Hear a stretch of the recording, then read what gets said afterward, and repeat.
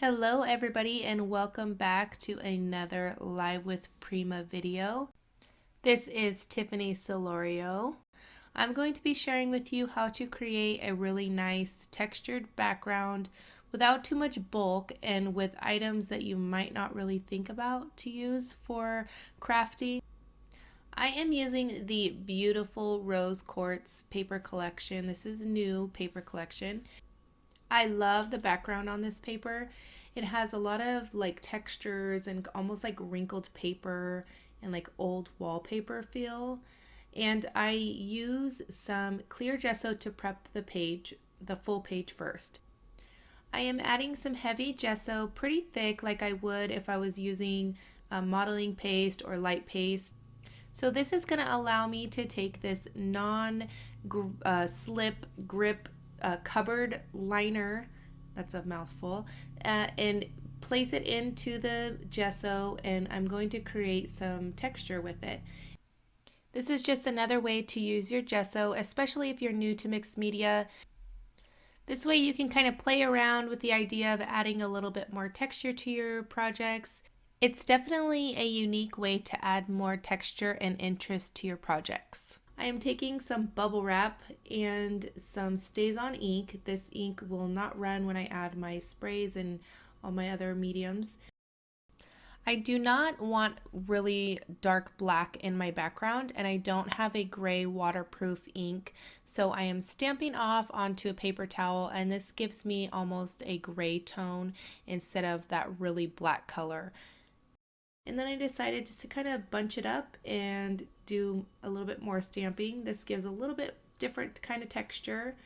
And then I am taking a paper towel roll, cut in half. I don't know, you could use a toilet paper roll if you want. And then just adding some circles with gesso. So another way to use your gesso.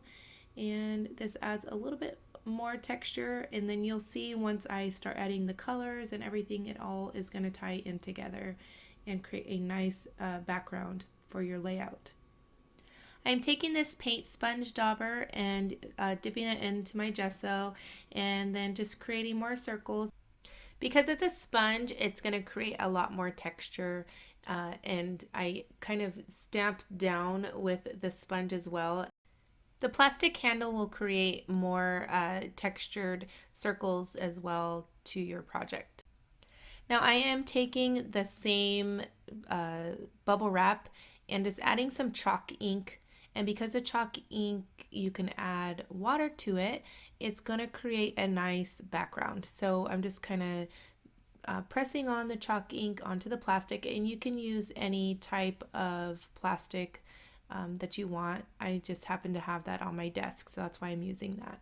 And then just add a little bit of water and then just kind of swoosh it around a little bit, and then just randomly place it onto your layout. You can do this with the Color Philosophy inks or even your Color Bloom sprays, just to create a different kind of texture and look to your projects rather than just adding it straight to your background.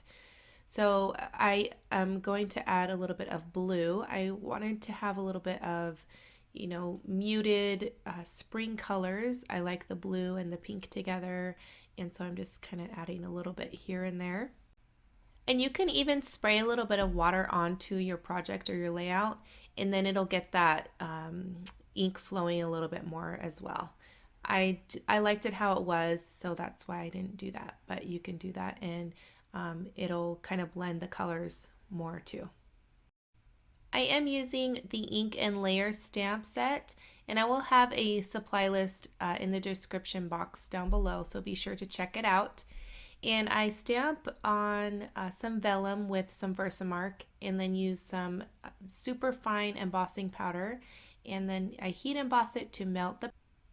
I love doing this just to add a little bit of extra texture and interest to your projects. I have the Art Alchemy acrylic paint, and I am painting the art pebbles. I just took out a few different sizes, and I did have this mechanical heart from Finnabair, and I did paint it, and I was planning on using it, But once I started putting everything down on my layout, I didn't realize that it was still stuck to the paper, and then I ended up not using it. So I wanted a little bit more pop of color, and so I added the vintage rose acrylic paint on top of the art pebbles. So I like doing this a lot. I add lots of layers of colors and textures to my projects, and even though a lot of it gets covered up, it all adds to the end result. So I take the paintbrush with the vintage rose paint on it, and I just squirt some water onto it, and then I add some splatters.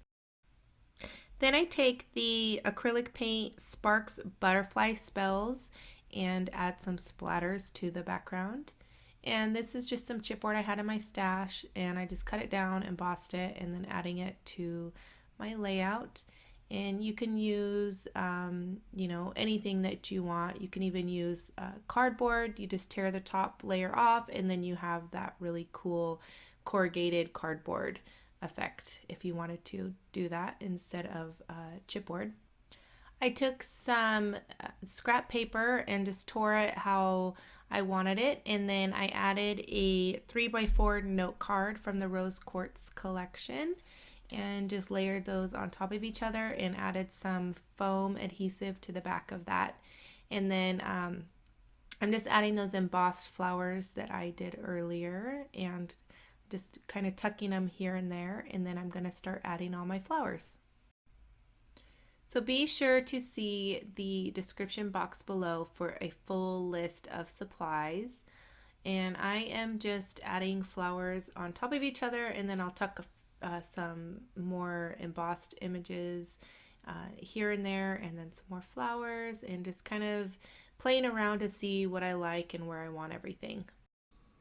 So I keep a mason jar, and I put all of my flowers that I maybe have one left of the pack, or the pack has ripped open or whatever, and I just kind of put all of them into there. And then sometimes I like to pull all of them out and then see which ones go together. That way I can use them up, and I'm not always opening up a new package of flowers. So that's what I did on this layout, and that's why you see some really old flowers mixed in with some collection flowers and some non-collection pack flowers. So it's really nice way to add a lot of different flowers to your projects. I wanted to add a touch of blue, so I tracked down some little blue flowers that I had in my stash and tucking them behind the pink flowers. I didn't want too much blue, but I wanted a little bit of blue to highlight the blue that I added in the background of my layout. Because I wanted this a little muted and softer, I am adding some gesso to my flowers just to kind of tone them down a little bit. They're a little bright for me for this particular project, and I just dry brush it on, so that just means that I add some gesso and then basically brush most of it off, but you're going to be left with a little bit of paint left on your paintbrush, and then that way you could just add a little bit of gesso on top of your flowers. I am adding some butterflies from the ephemera pack. There is so many pieces in the ephemera pack. I love them all, but of course I had to add some butterflies. Then I added just a cute little heart right there. To finish the layout, I watered down some gesso, and this is just one more way to use your gesso, and I am adding some splatters. That completes this project. I hope you guys enjoyed this video. If you did, share it with your friends, and be sure to find the Live with Prima Facebook page and be sure to share your projects there. We love seeing them, and if you have any questions, don't hesitate to ask. Thanks so much for watching, and I will catch you guys later.